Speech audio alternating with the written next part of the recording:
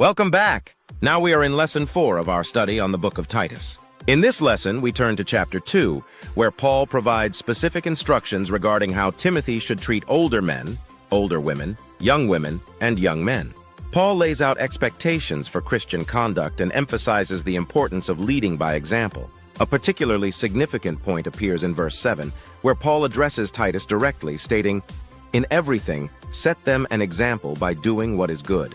In your teaching, show integrity, seriousness, and soundness of speech that cannot be condemned, so that those who oppose you may be ashamed because they have nothing bad to say about us." Titus 2:7-8. Then, in verse 15, he reinforces this idea. "These, then, are the things you should teach. Encourage and rebuke with all authority. Do not let anyone despise you." For Titus to be in a position to instruct Christian men, women, and even servants, he first had to be a model of good behavior himself.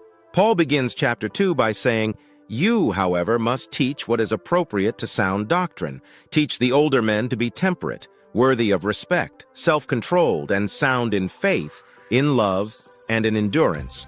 Likewise, teach the older women to be reverent in the way they live, not to be slanderers or addicted to much wine, but to teach what is good.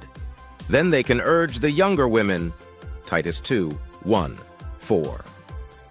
The message here is clear. Before the older women could guide the younger women, they first had to live in a way that aligned with God's will. If they failed to set a godly example, they could not effectively instruct the next generation. The same principle applied to Titus.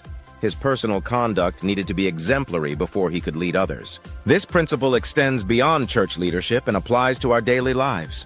Parents, for example, often instruct their children to read the Bible, attend church, or pay attention. Yet they must ask themselves, do they set the same example? Do they actively read their Bible, prioritize church, and stay attentive? The same goes for leadership in any setting.